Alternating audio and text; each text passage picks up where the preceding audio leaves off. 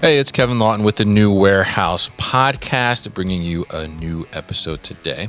And on today's episode, I am going to be joined by Nick Saunders, who is the CEO and co founder at Hummingbird Systems. And Hummingbird Systems recently caught my attention because they're doing something very unique in the warehouse. And you know, I love those unique and innovative solutions in the warehouse themselves. And we're going to learn about what Hummingbird Systems is doing and a little bit about Nick's background too, and the challenge that he saw in the market, and how Hummingbird Systems is addressing that. And they're utilizing drones to do something different than I think we've seen drones do in the warehouse already. So very interested to dive in here, and I won't give it away because I'll let Nick talk about this. But Nick, welcome to the show. How are you?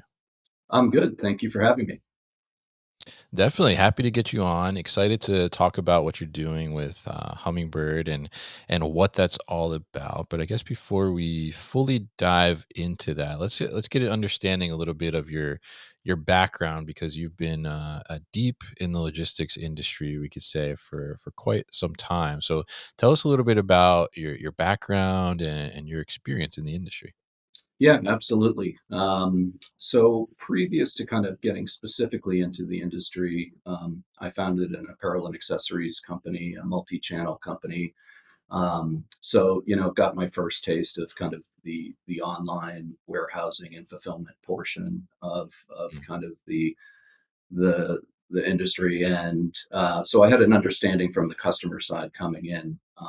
And in 2008, I joined a startup 3PL called Quiet Logistics as one of the founding team members very early on before we'd shipped a unit. And at that time, our differentiator, if you will, we started that up in Massachusetts, which is kind of a unique location for starting Yeah. a distribution fulfillment company. So, um, we started that company with the differentiator of utilizing robotics to give our customer service a lift and our end customers a higher level of service. And at that time, we utilized Kiva Systems, which was Mm. obviously the precursor to Amazon Robotics. Amazon came along and acquired Kiva Systems several years into that journey.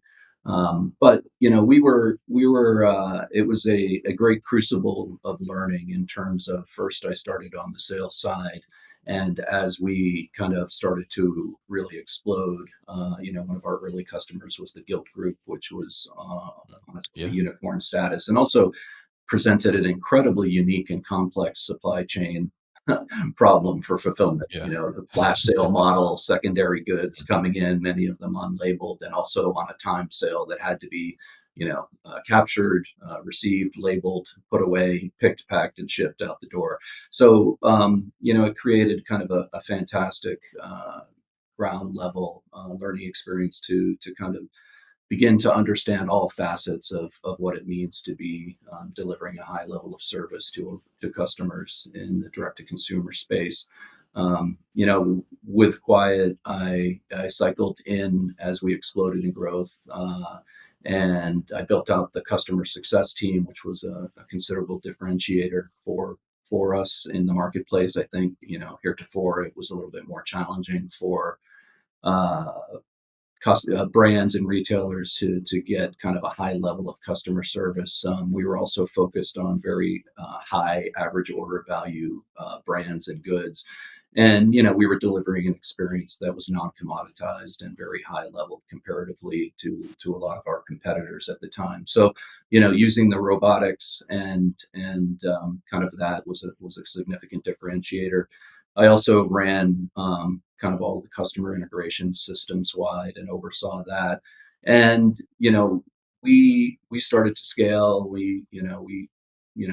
I ultimately signed quite a raft of the who's who of kind of Mm. digitally native brands, including Away Travel before they shipped a unit, Mac Weldon, Bowl and Oh, Branch, Bonobos, and ultimately was part of the team that brought Zara in as well, or Inditex, the most profitable apparel and accessories company in the world.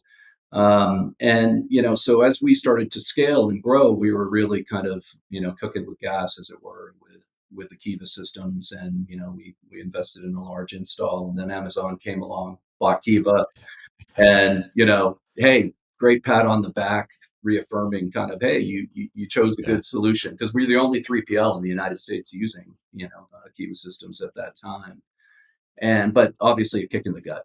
We knew Amazon Mm. wasn't buying it out of the holistic good of the industry, and that was going to go away. They were ostensibly buying it for its IP, and we had our service and maintenance agreements for a period of time, but we realized that was going to go away. And so we kind of looked around. My co-founder at Hummingbird, Bruce, did a lap around the globe, looking for a kind of commensurate automated solution to give us the lift that we needed, and didn't find it. And so we did something quite interesting and quite unique, I think, for as it were, for most 3PLs. We actually decided to incubate our own robotic solution within Quiet Logistics, and that was Right. based on the fact that, hey, who understands the problem better than operators, right? We know what the real world use case is on the ground in the warehouse, what the complexities are, what the challenges are. We knew what the strengths and weaknesses were with Kiva, / Amazon. Fantastic system once it's installed. It's expensive, but at the same time, it's not super flexible or scalable based on the Mm. vagaries and the massive changes in peak and sale surge periods that you require when you're operating a 3PL for the types of brands that were super fast growing. That we were servicing. So, understanding kind of those strengths and weaknesses, we conceived of, designed, and incubated Locus Robotics to address the problem head on. And I think part of Locus's success is a testament to really kind of coming at it from the problem up, right? We weren't Right. looking to develop a robotic solution and then trying to find, where do we apply this solution and how do we generate revenue from this solution. We really intimately understood the problem that we were solving for. And so I think that's been Locus's kind of magic dust in terms of becoming an industry leader and $1 billion plus company, and the market leader both here in the U.S. and in Europe in terms of autonomous mobile robots.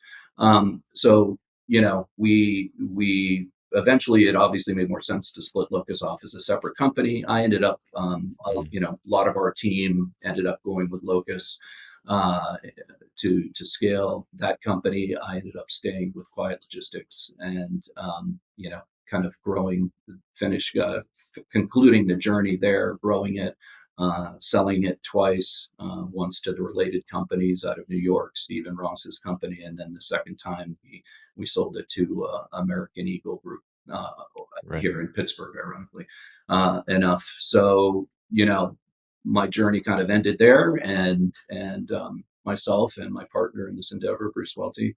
Um, we're always curious about kind of finding better ways to doing things in the four walls of the warehouse, and also looking to address kind of the major pain points and the major cost centers, and how can we do that better. And picking became kind of the obvious focus, and so we understood that the biggest challenges around picking are the complexity, the cost of pick armatures, and how realistically are you going to deploy these into the floors of warehouses, and at what cost, and what compromises and what additional complexity to the workflows that you're adding. And we didn't see anything out there, so we knew kind of the holy grail was solving kind of the discrete item pick aspect Mm. and doing it at a low cost. And so that's how we began this endeavor, and that brings me to today with Hummingbird, and I can get into that more as well, obviously. Yeah. Yeah, definitely. And I think, obviously, a well-established experience in the industry. I'll say, both like Quiet and Locust being, I would say, game changers in our industry for sure.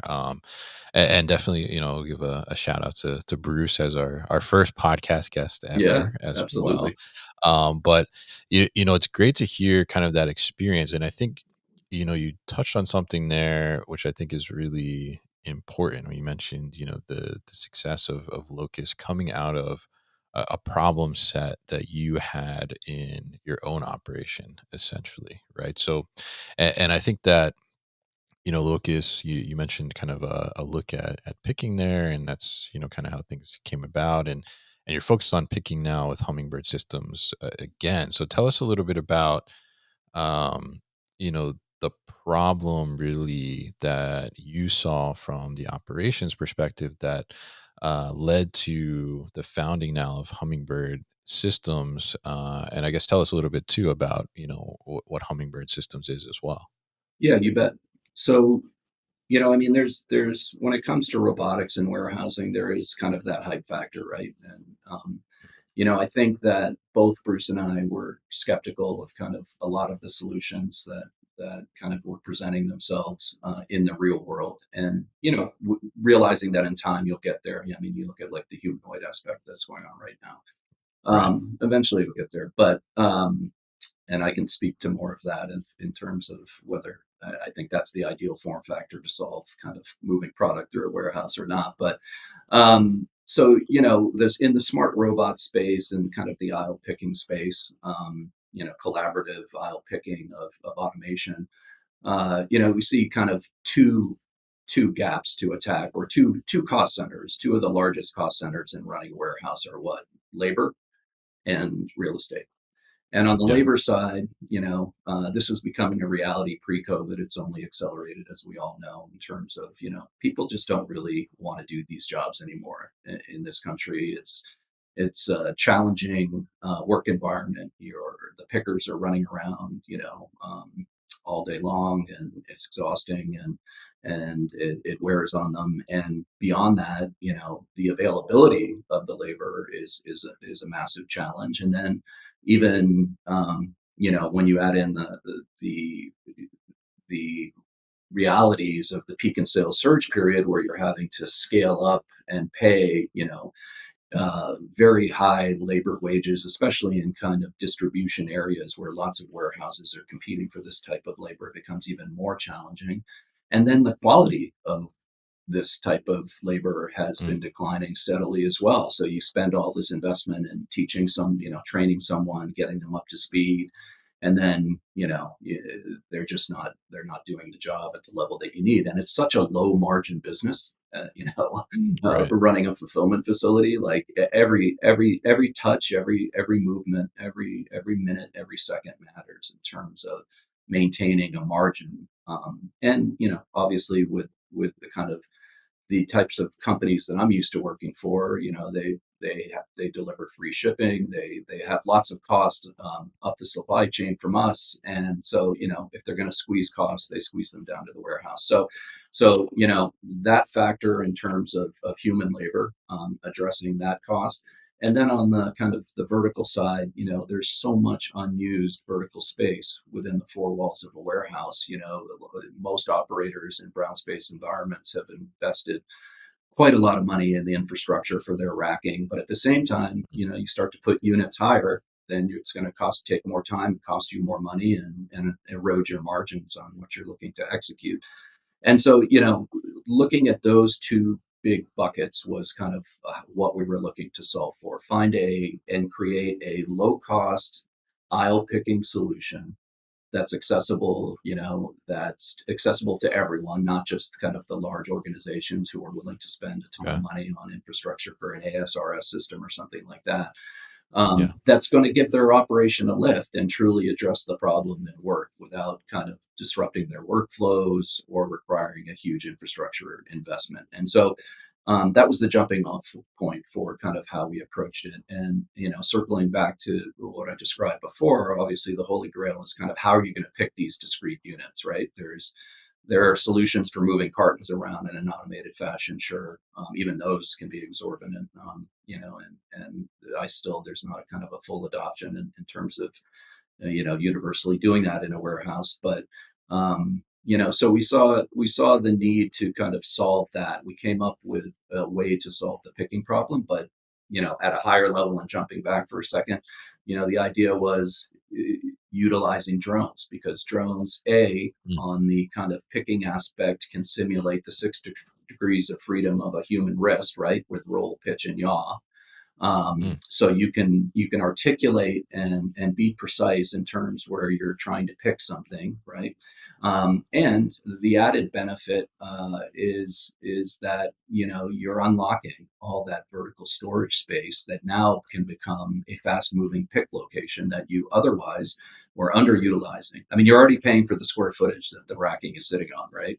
But if right. you're only picking up to 8 feet or with a step ladder or whatever it is, you're really you're not driving as much revenue through square footage you're already paying for.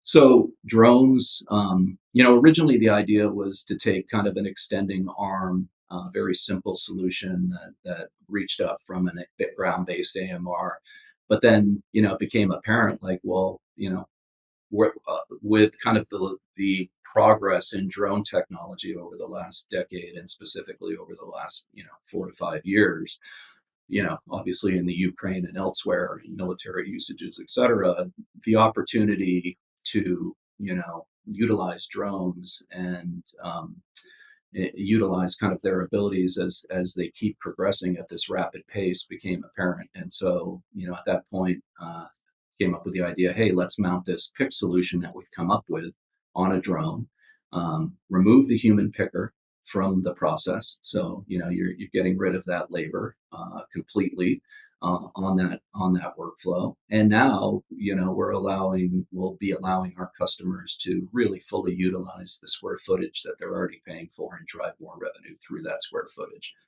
In terms Mm, of drones applications within warehouses, it was curious. I did a lot of research. We started this company in 2022, but I was working on it, late 21, kind of in terms of the research. okay. And obviously, there's a plethora of inventory drone companies out there that are being Yeah. utilized indoors, and they're doing great stuff. But at the same time, as an operator, and I might be biased in this perspective, to Okay. me, that's a feature, not a business, right? For operators like Interesting. us, the inventory, you have to maintain inventory, but you should be doing that by cycle counting, and there are Mm, ways to do that, and it's very low on the kind of totem pole of the value chain and the cost centers within operating a facility. Now, obviously, if you're IKEA, it makes a ton of mm, sense, because someone spends 7.5 hours walking through an IKEA, which we all have, and then you get to the pickup yeah. area, and they said they had one item of your Malmo shelf or whatever it is, Yeah, and it's you not get there. there and Yeah. it's not there. So there are definitely really great applications, I think, for drones in the inventory space, but it doesn't really address what we're looking to address when you've got a bin box that has 40 discrete units in it, right? 40 Right. discrete T-shirts or whatever it may be.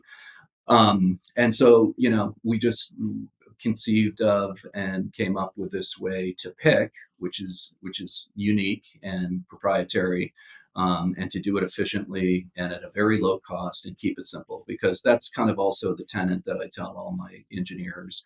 You know, uh, at the end of the day, I'm not as concerned about what the solution ultimately looks like, as long as it works, as long as it's Mm. durable, as long as it's collaborative, and as long as it doesn't disrupt the existing workflows within operators' real world environments.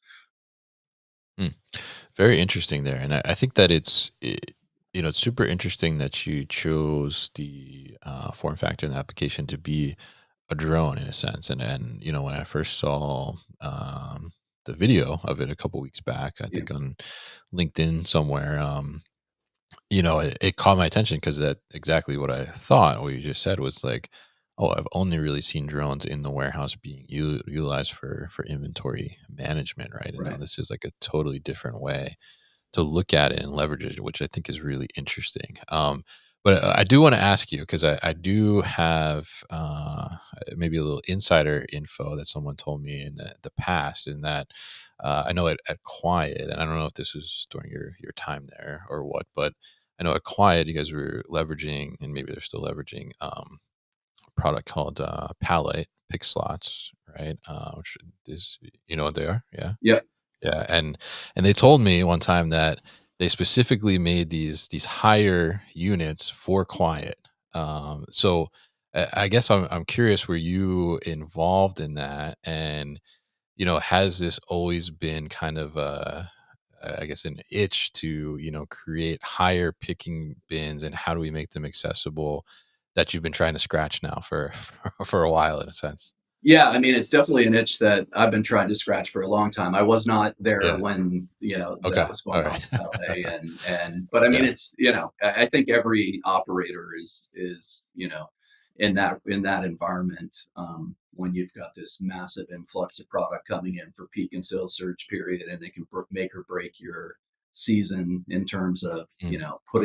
putting this product in a way that's accessible and doesn't kill your operation when you're, when it's, like for example, when we had Zara as a client, like, we would go Mm. from the Thursday night before Black Friday, their sale would kick in, and the next morning, we'd have like 1.2 million units that needed to go out of that one facility. Wow. And it was like, Yeah. so, when you're dealing with kind of the realities of what that looks like, you're always trying to find a better way to put away product, pick product more efficiently. And I mean, obviously, automation is where we're going. We've Mm. still got some ways to go, but I do think kind of in that kind of smart robot space, collaborative in aisle, I think it's been proven out, obviously, by some of the names we've already talked about, including Locus. But there's still a Yeah. long way to go. I mean, the Oh penetration yeah. is minimal comparatively, and the reality is, the human being will be taken out of that task, ultimately. And so it's finding, in my perspective, because I am so intimately kind of familiar with operating warehouses and the challenges, Mm.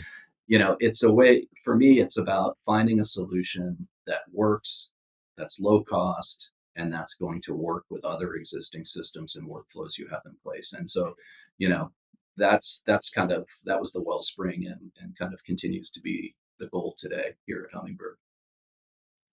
Yeah. Yeah. And I think that's great. And I think it's, you have great points all around about, the automation itself. I mean, I think it's inevitable, and certainly we see a ton of stuff about automation everywhere, right? But Yeah, like you said, I mean, the penetration is still fairly low, yeah, despite all the marketing that is everywhere yeah, in our, our yeah, our face, making it seem like, every warehouse I drive past must be automated. They must have robots in there. But yeah, there's still a long way to go. And I think a lot of new solutions still to be created and proven out, as we go along there. So tell us a little bit about, the solution itself, and how it works, yeah, because it's a drone, right? But it's yeah, a tethered drone. So tell us a little bit about, why tethered, and how that works, because I think, a lot of the we were talking about the drones that are doing inventory counting, and they're kind of free flying in a sense, but this is tethered. yeah, So tell us a little bit about that, and tell us a little bit about, the apparatus on the drone that actually makes the pick itself. yeah. You bet. So originally, kind of when I started this endeavor, I was still in New England, and my first kind of concept here is like, what are the showstoppers of a solution like this? Will it fly? Will it pick? Can it deliver a product?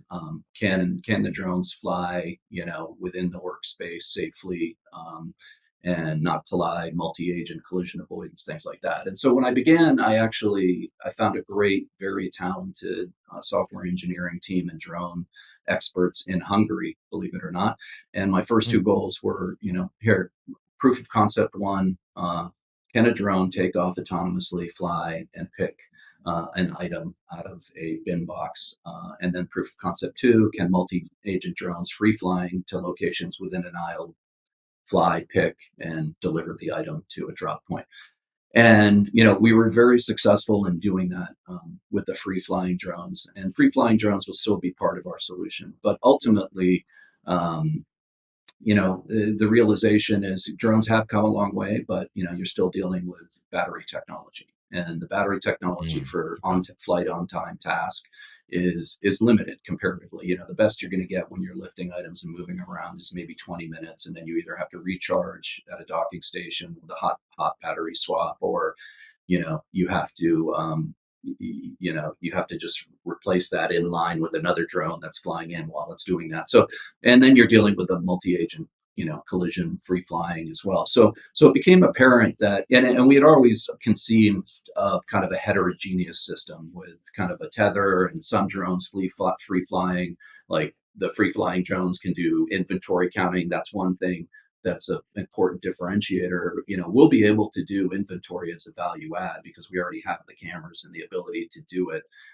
But more Right. importantly, we'll be able to lift discrete items and cycle count, move them into another bin, count them into another bin ultimately. Oh, So, we've got that that's interesting. benefit. Yeah. Yeah. And also we'll be able to, the free flying drone will be able to do single line, single unit return put away, which, as we know, is a very painful Oh, yeah. aspect of processing returns. Is you can't do bulk put away if you're running a single SKU location operation, and even on the multi SKU, it's challenging. So, because you want to obviously marry it up with the same SKU for the most part. And so, with those realizations, we basically realized that, okay, we need the power to be continuous. We always thought we were going to go down that line, so we went to the tethered solution, and the tethered solution has a minimal blip on the infrastructure. We come in, we set up some steel framing, and then the tether, the cord runs down the length of the aisle. The drone can travel up and down on that pick face, and also right now it's on one side of the pick face, but eventually it'll be picking on both sides of the pick face, and that could be 30 feet long run, or it could be 200-foot long run. And how many drones you want in those spaces is up to you based on your kind of your pick frequency, your pick profile, etc. But so really, what happens when you tether the drone, you now have full time on task picking. You could go an 8 hour shift straight of just picking, uninterrupted.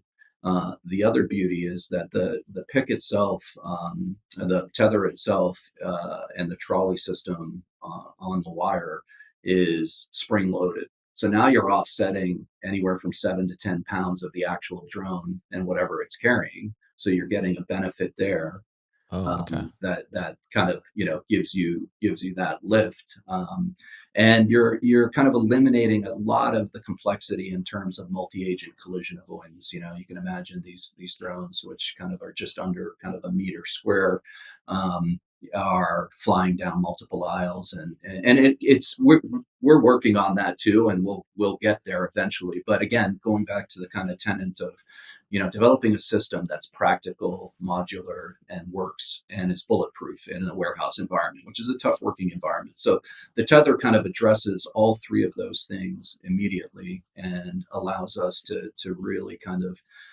attack the problem head on, and not have to be concerned about battery charging and this and that. And in terms of kind of our installation and implementation, it's still going to be less than, let's say, a Locus or a Six Rivers / Ocado or whatever. Yeah. And so that's kind of the rationale and the reasoning behind the tether. And since we've moved to that, it's exceeded our expectations in terms of success, because Mm, the most important thing is, does it work? And so far yeah. we're in a pilot program in Columbus, Ohio, and it's been working great. Um, and in terms of the actual pick apparatus, again, the idea of it being modular is important to us, dependent on the form factor. That's part of the challenges of, as we know, all the robotic arms and picking solutions, very complex and expensive, but ours is very, very simple. So we do have, we do have the kind of traditional suction picking apparatus on the end. For some reason, I can't believe the name is escaping me right now. Pneumatic, sorry, where Okay. we can pick pneumatically, but kind of our bread and butter and our foundational, I think, differentiator is this magnetic end effector. So we have a Mm, neodymium permanent magnet on the end of the pick arm and end effector, and what we do is we apply a tag to the product that has okay. ferrous material embedded in it. Now, right Mm, now, it's just a tag that has ferrous material embedded in it that allows the magnet to affix, and the bond is incredibly strong. And the drone to lift the item and carry it out and then drop it. We have a peeler mechanism which pulls back the arm and just peels the item off. Um, and you know the right now, in terms of those ferrous labels, they're just ferrous labels, but those are barcodes. Those could be, barcodes. You could even nest mm, RFID in it if you wanted. So they're just labels that get affixed on the product. And right now, in the pilot phase program, we're putting those on as the product arrives, which is not, it's not unusual in workflows to have to affix another yeah. label on items. I mean, most people, you don't, that's not ideal, but it happens all the time. And so, but at the end of the day, once we prove the ROI, which is significant, it's 4.5 months, and you that will be pushed back up to the packaging and Mm, manufacturing, and the label will be applied there. And again, it can be an integrated barcode label. And the magnetic system is remarkable. In our very first pilot deployment, we were picking, we had a over 85% pick rate success of kind of, getting to the location with the drone, reaching in, the arm extends into the bin. It kind of micro positions. We have a fluorescent light that also kind of helps micro position the end magnet. And then there is the attraction, and it binds, and then lifting it out and taking it for wherever you're going to go to turn in terms of dropping. So, it's a very kind of unique, simple system that it's robust, and it works extremely well. So that's kind of, once we solved how to do that at a very low cost and make that accessible to anyone operating a warehouse that's a brownfield environment, that's not going to have to spend millions of dollars to maybe put in an ASRS system, but they still want, automation. They're having trouble finding kind of labor in their area, or the costs are too exorbitant for it to make sense. So, I think we're really onto something there. And so far, so good. We have interest in other pilot programs. From other companies as well. GXO has reached out to us for a pilot program, and we have a few others potentially lined up for this year. And we're going to follow the same playbook that we did at Locus. It's Yeah. just basically, you get it in a warehouse. You want your engineers on the floor in the warehouse, because you don't want three people, interpreting the question and the answer back to the engineer. You want to be able to walk to the picker and say, "Hey, how do you handle this situation or this exception in the real world?" Mm, And then you build the solution from there. And I feel like, that's what we've done a good job as, in doing, and coming at it from the actual problem we're solving for. And so far so good.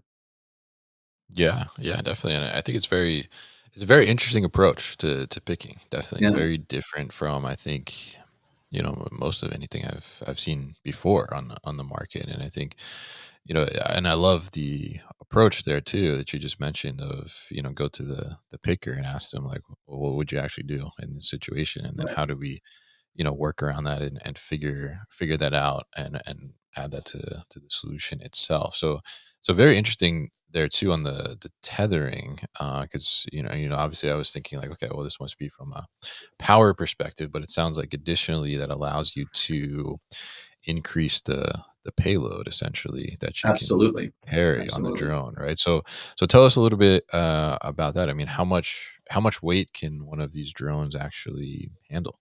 Yeah. So, the target weight is 5 pounds and under, 5 pounds and Okay. under, if you look at kind of the reality of what's arriving on your doorstep as an e-commerce Hmm. consumer, not 85 to 90% of everything that arrives at your doorstep Yeah. weighs under 5 pounds, including the outer packaging and any kind of fill that might be in there or anything else. So we've got a wide swath of opportunity in terms of the categories that we can address. We're starting off with apparel and accessories and nutraceuticals. And the great thing about the magnetic pick solution is the form factor isn't as relevant. It works regardless as long as Yeah. the label is there. So that I think is advantageous comparatively to other solutions that are out there. Even other solutions that say they can pick everything. Some of them are shuttling it to a human being who's then moving it from one bin to Mm. another in some cases. So I think that's a significant advantage. Yeah, definitely. And I think it's interesting too about the magnetic approach there because I was looking at it thinking like, oh, is this some kind of suction or something, which can be limiting at times. You look at kind of the development of robotic arms in for warehouse application, and certainly that's been a limiting factor, right? Is the gripper, and can we grip something that's softer, and how do we do that properly? So I think that's really interesting to hear that you're utilizing that as the application to make that grab. Yeah, So what's I mean, if you bring in these drones, right? And I guess what's the picture of the ideal setup? I mean, is it yeah, you look down the aisle, and is it a hybrid of yeah. drones doing some of the picking, humans still doing some of the picking, or is the idea that it'll be like fully drones just grabbing all of these items? Yeah, I mean, I think it'll probably be like a step function, but it could Mm. be both, obviously. So right now, one of the other kind of foundational aspects that I keep in mind is as we kind of develop this system is it needs to be collaborative, right? It needs to be able Mm. to kind of dovetail into a facility. And I mean, the last thing any operator wants is to add another system and integrate it and then, have it kind of as a separate track and management, plant management kind of aspect in their operation. So, we're designing it so it works collaboratively, certainly with AMRs. I mean, I think in an ideal world, and Yeah. we're also, as you saw in that video, probably, we have our own AMR too, and Yeah. we could be a standalone solution and deliver that, or we could work collaboratively with existing AMR solutions within the warehouse. So now, in that world, you look down the aisle and the drones are traveling on the tether and they're picking, and AMRs are showing up, and the drones are dropping the product into the AMR, and the AMR is going off to the pack station, and the drone's onto its next pick. The beauty of that is, one of the when you calculate your real units per hour picking, when you're talking about AMRs and ground bots, there's a lot of Mhm. time slicing going on, right? So you have to cut, Yeah. it's a little bit ephemeral, to be honest, because there's a Mm. lot of dwell time. These bots are sitting there waiting for a human to get to them to actually do the pick, and a lot of times they're not including that time in the actual kind of pick rate that they Mm. advertise. And the beauty of our system is, a drone can pre-pick a unit as the bot is traveling to the location, and bang, drop it in right when it arrives, and it's gone. So, there's some great efficiencies to that system in our mind. But at the end of the day, the way we conceive it is initially the system will be working, independently with no human beings there in the early Okay. days. Mhm. Obviously, replan put away can be done on another shift, or when that occurs. And then the bots, would be picking, dropping into an AMR. But if you're not utilizing AMRs, the drone would travel to the end of the aisle and deposit in a tote, a gaylord, whatever repository you need to do that, Yeah. and then transport to packing. But the real kind of, I think, beauty of the solution, and especially kind of completing that 360-degree service offering that some of these kind of AMR companies or ourselves could do, is you eliminate the human from the picking and you eliminate the human from the transport, right? Because really that's all AMRs are just a highly intelligent conveyance system. Right. And we could really, really kind of, I think, give operations a very significant lift in terms of their efficiencies. And then you add in the fact that you're obviously driving more revenue through space you're already paying for. Mm. Yeah, absolutely. And I think it's super interesting to hear how you're approaching this problem set. And the application itself is certainly, as I said before, very different from I think any other application we've kind of seen to tackle picking in a sense. And it'd be very interesting to see how this continues to develop and evolves over time. But really, really interesting, and I love that it's coming from problems that you were facing as an operator yourself, and I think that really holds a strong foundation into what it can be, and I'm sure you're going around applying it in the right way, which I think makes a lot of sense. Absolutely. So really appreciate you coming on and talking to us about Hummingbird Systems and what you're doing. But before we close out here, I do have to, because you mentioned this a little bit earlier on in the conversation. I do have to get your thoughts on humanoids in the warehouse and what you think there. Yeah, I mean, I think at a kind of high level is it's inevitable.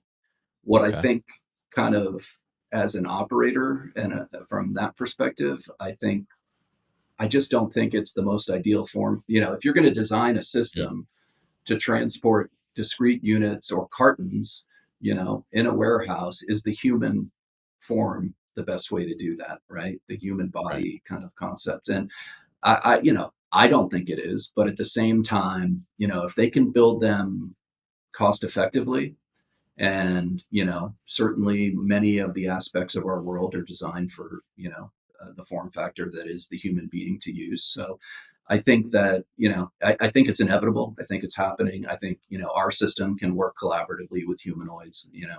We were speaking to an NVIDIA sales rep, and they were like, "Oh, you should talk to our investment group, but make sure you say it's going to work with humanoids." I'm like, "Yeah, of course it's going to. If it works with humans, it's going to work with humanoids, Yeah, right?" yeah, yeah. So, yeah, I mean, I think it's interesting and inevitable, but I wonder if it's the most ideal kind of design solution for the problem that they're addressing.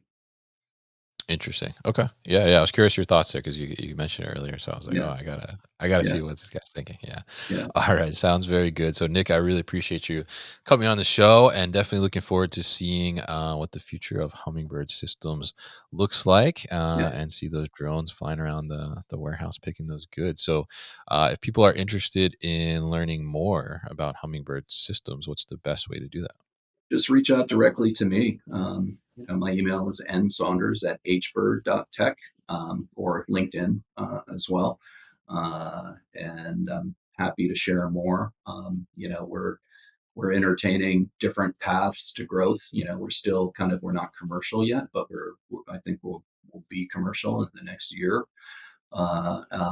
at scale. We're going to keep adding pilot programs. So just reach out directly to me. I'd be happy to talk to anyone, whether it's a collaborative joint venture type of thing, or whether it's just getting our system into a facility and trying it out.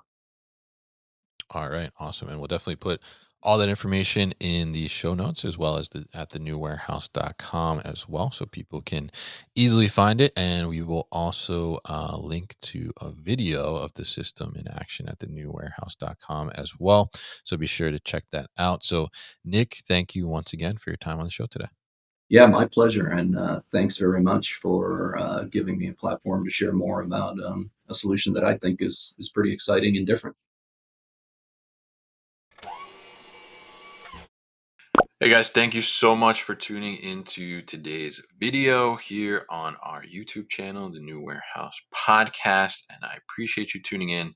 If you liked what you saw, make sure you subscribe to our channel, and if you like this video in particular, make sure you like it as well. And if you want to get this great t-shirt that you see in the video behind me, Warehouses Are Sexy, head to warehousesAreSexy.com and get your own.